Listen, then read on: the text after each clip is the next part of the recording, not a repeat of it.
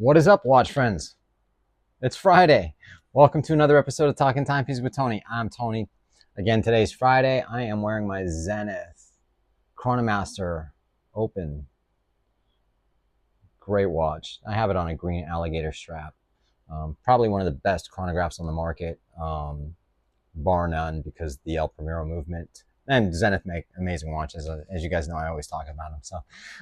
But it is Friday. We do the Q&A, and for those of you who might be a new subscriber or don't know and whatever, and this is your first time watching the channel, every Friday we do a Q&A. So if you want to participate, all you have to do is leave your questions in the comment section below, and it'll be featured on an upcoming Q&A. And so let's get to it. We've been doing it for a few years, and it's a lot of fun. Get to interact with you guys, and it's awesome. Love doing it. And if you like and subscribe, that helps me stay motivated to keep doing this channel. So appreciate it, you guys. First question comes from Chronoport Mike. Hey, Mike. Hey, Tony. I'm good. How are you? Happy Friday. I have two purchases from my Rolex AD from Watches of Switzerland, an Explorer and a newly acquired Grail GMT Master 2 Batgirl. Right on, man. Congratulations. I'm still in the honeymoon phase and don't ever plan on parting with this watch. Don't blame you. It's a great watch, man. I also would love to own the new 36mm OP Pistachio and have my name on the list. Question: when is the appropriate time to start asking for a new piece after an acquisition? My thought is probably 5 months, just generally speaking. Just curious what your thought is, and thanks as always. I don't know, man. It depends. Like in your case, you've already got 2 allocations. You could ask them right away. I mean, it's there. If you've already got the GMT Master 2, then you've done something right. Some people, if you buy a watch, like say for instance, your first acquisition's a Datejust, and it's your first Rolex from that AD or your first purchase. Yeah, I mean, I'd give it a little bit of time. I mean, if you just pick up the watch and you pay for it and you put it on your wrist, you're like, oh my God, now I want to get an OP. It's a little bit of a red flag. So yeah, I'd wait a few months, but if you already have an established history with the AD, then it doesn't hurt to ask right away. Like with me, I can ask one for whatever I want and, whenever I want. So, I hope that answers your question, man. But yeah, I'd give it a little bit of time. Not for you so much because you already have the GMT. So whatever. And you said you already have your name on the list anyway, so congratulations on that GMT and good luck with your Pistachio OP. Next question comes from UMQ5147. Hi, Tony. If you had to pick the yellow Daytona with aqua dial or meteorite Daytona yellow dial, which would you choose? Also, which do you think is harder to get? Thanks. This question threw me off because I was like, wait a minute, didn't I answer that already?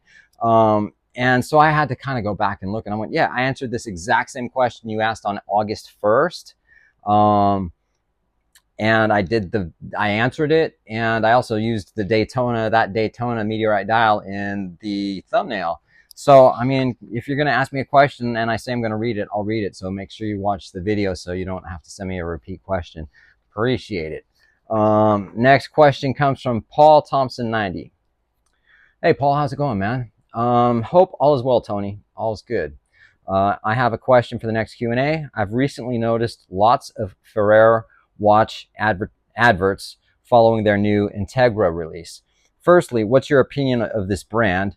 And secondly, would you still consider this a micro brand following a noticeable increase in media presence? The Integra, well, first and foremost, yeah, I know who Ferrar watches are. I don't like them all that much. They have one called the Bailey, which is a moon phase, and it's a manual wind, and that watch is pretty cool. The Integra I don't like. Do I consider them a micro brand? I don't know enough about the brand to know. It's not something I would buy. They're sort of in that 15, 17, $2,000 price range or whatever it is. It's just not something that I would float towards. Plus, it has Ferrar in the name, and every time I would look at it, I think of that tool bag, Anthony Ferrar, the one who's in jail now for scamming everyone, but they have some nice looking watches, man. So yeah, I mean, I don't know if they're now independent or still micro, you know what I mean?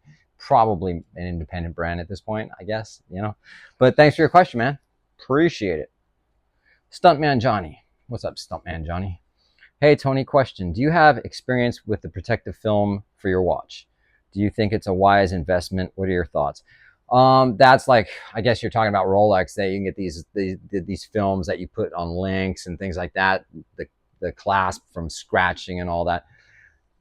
I don't think there's anything wrong with it, but if it was me and I was going to get it, I would, like, say for instance with my GMT back roll, I would literally just put one on the clasp, or two, because it's a double fold over, but well, it's a single fold over, but with a sort of a crab sort of like closing thing, if I'm making sense. But I would put it on that. I don't know how much those things are, but for the most part, I wouldn't put it all over the watch. I mean, it's stupid. I just wear the watch, enjoy it. You know what I mean? But I think that's more for people who are looking to just maintain it in, pristine condition until they sell it. Wear it, enjoy it. No protective layering. That's my thoughts. Thanks for your question, dude. John Rudzinski, 3217. Hey, Tony, question for you. How do you know when you've wound a watch enough? Also, can you damage the watch if you overwind it? Well, you can, yeah. I mean, depends on the watch. If you got a vintage watch, like a vintage Patek, Vacheron Constantin, Hamilton, whatever it may be, then you can. And if you're winding it too hard and too fast, then you're just like, whack, you could totally snap that fucking, pardon my language, you can overwind it. Some of the modern watches, let's talk about like Nomos or whatever. It'll stop and it'll give you just a little bit of play. You know what I mean? You'd really have to push it to break it. What I do with mine is, generally when I first get it, I'll let it wind all the way down. Then I'll count how many times until it sort of, once I start getting up to about 18, 19 winds, then I know it's about ready to stop. And then I just stop it, you know what I mean? And then sort of kind of it's lodged in there and I just know when to stop. But you're not going to have too much of a problem with those, with the modern manual wind watches, just more of the older and the vintage models, stuff like that. So yeah, thanks for your question, man. This is from user-LO5LP. Hey, Tony, enjoy watching your show. Thanks, man. I enjoy the fact that you enjoy watching my show. I have two questions. I bought 3 Rolex watches from Rolex dealer. Datejust. Well, I'm supposed you mean Datejust. Air King and a Starbucks. I have other Rolex watches. I wanted, and was told by my AD in Tampa that I should forget about getting the Daytona. What do you think about an AD telling you that you should forget about getting your Grail watch? Should I drop him and go to another store? It was such a disappointment when I thought I was doing the right thing and purchasing from the same AD. I feel like I should make a complaint, but not sure if it would be wise and get blacklisted. Just asking, thanks. Well, you'd only get blacklisted from that AD if you complained about them. So I guess if you want to, you could, and if I just said, well, just go to another AD and you did that, then, you still have that AD, but you do have a purchase history. But I think it's totally wrong for a sales rep to sit there and go, you're not going to get it. So, really? I mean, it's okay. Well, fair enough. But I mean, at least he was blatantly honest with you. But at the same time, it's like, come on. It's, you've spent some money there. But at the same time, it's like he shouldn't have probably said that. And then if you go to another AD, what do you expect? You think you're going to get the Daytona as your first, allocation? You're not. Or your second, you're not. You've got 3. You got a Datejust, Air King, and a Starbucks. You might need to spend a little bit more. I hate to say that too, because you just never know what can happen. But it also depends on which Daytona. You didn't really say which one. So. But I wish you the best, man. I think you could try another AD as well as keep at your regular AD, see what they say. I don't know about complaining, but that might do something, but you never know. Thanks for your question, man. Nicola 8889. Hi, Tony. I love your channel. Thanks, man. Appreciate it. This is probably my 5th or 6th question to you. Right on. Last week, I picked up a 1997 GMT 16700 Pepsi. This is my 3rd Rolex, and even though the others are much newer, this Neo Vintage Pepsi looks, feels, and wears so much better on the wrist compared to the ceramic sub. Compared to the ceramic sub, it's much slimmer and both are the same diameter. I feel that Rolex has been trending in the last 10-15 years towards a more boxier, heavier look, and especially with ceramic bezels. What are your thoughts? Well, congratulations on that Pepsi, man. I think the older ones, like the Submariners and the GMTs, they're just way more comfortable. A lot of it is they're lighter. You may have some hollow links in those, or hollow end links at least. But yeah, I mean, with the new ones, they're putting the maxi cases on them, the ceramic bezels. You're making them a little bit more weighty, so they're a little bit heavier. I don't know about the boxiness of it all, but I mean, they are definitely a little bit bigger and they are heavier and they're not as comfortable as the older sort of neo vintage models. So, but yeah, I do love the neo vintage Submariners for sure, and of course the GMT Masters. So, congratulations! Thanks for your question, man. Sean Miller, hi, Mr. Tony. Happy Friday. Been a rough week. We had to put down our dog Leo on Thursday. Dude, that is so sad. I'm so sorry to hear that. Can you give him a shout out so your viewers can send him good thoughts? My question is about Wolf Watch Club. Are they legitimate? Would you enter a drawing? Well, shout out to your dog Leo. Again, I'm really sorry to hear that. Wolf Watch Club, I don't even know who they are. But I guess would I enter a drawing? Is that where you just, I don't know, like a raffle and you could win a watch? I don't know. I would never enter anything like that because I just don't care. You know what I mean? Win a free Daytona, win a free whatever. I don't. None of that matters to me, man. I wouldn't enter any drawing, especially if you have to pay for it. Even if it's free, I'm not going to do it. But sorry again to hear about your dog, Sean. All right, and thanks for your question. All right. Next one from Funny Skater Dude 2. Do you still have the blue 41 OP? Do you prefer the 41 millimeter blue or the 36 millimeter green?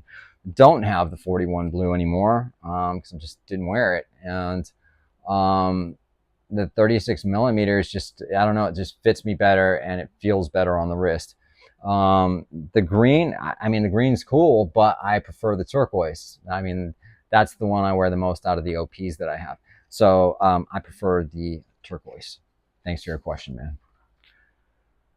JH-IL5SB. Hey, Tony, I think I didn't phrase my question properly. My question is, would it make better sense to buy the white gold 116719 BLRO discontinued with black dial on the secondary market for 30 to 33,000 over a 126710 BLRO in steel when they sell for 20 to 22,000? And no, my mom didn't give me that name. Google gave it to me.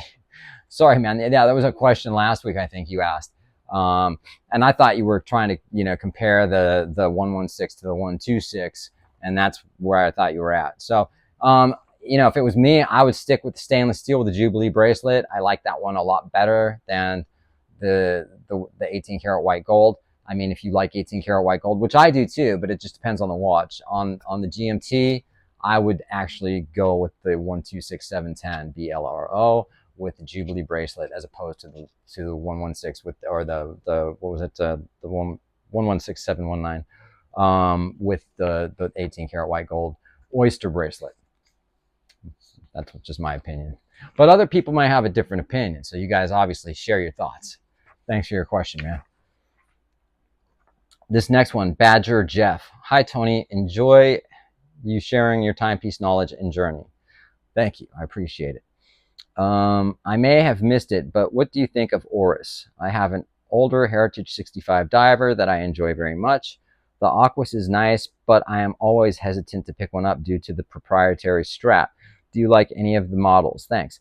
Yeah, I love Oris, man. The very first watch video I ever did in 2016, I say 2016, it was January of 2017, I think, was an Oris, was my Oris, and I can't remember it's in the top of my head, and I'll remember it as soon as I move on from this question. Yeah, Oris are cool. And the Diver 65, the old one, the Heritage ones, I really like. I almost bought one of those so many times. I kept almost pulling the trigger on it. And I bought an Oris earlier this year, the big pointer date, whatever, which is a nice watch. I mean, they've got a rich history. They're in Holstein, Switzerland. They're independent, they make great watches. But And then again, also when you're talking about the other brands with the proprietary strap, you know, you can always change straps on those watches, you know, take them off, flip on a new strap, and it looks so much different. I always change straps. But yeah, they make great watches, man. Thanks for your question. Frank Kaplan. I think there's more to that. But hello, Tony. Do you think a Tudor Prince Oyster date is equal to a Rolex Datejust with a more affordable price? No, not even close, man. You know, those Tudors are cool, you know, but they have ETA 2824 movements in them, which is nothing wrong with an ETA 2824. Excuse me. ETA 2824 movements are great, but it's a third-party movement that's not chronometer certified. You know, it's, I mean, they're nice looking watches, but you know, the Datejust you got, like, I mean, you didn't say which, if it's a vintage Datejust or a modern Datejust. So I'll just go with a modern Datejust with a 3235 movement, 70-hour power reserve, and a superlative chronometer.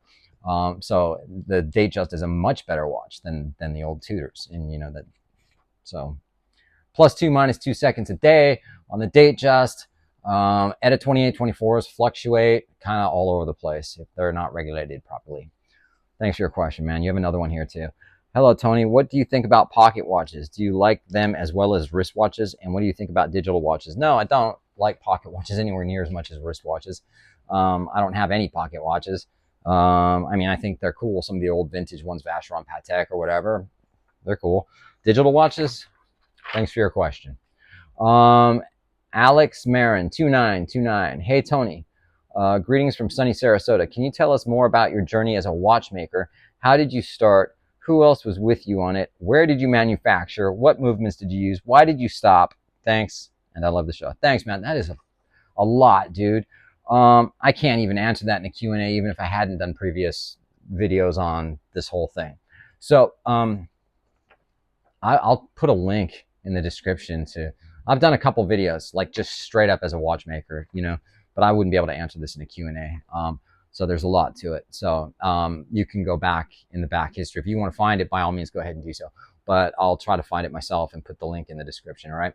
On that note, you guys, I appreciate it. You have a great weekend. I'll see you on the next video.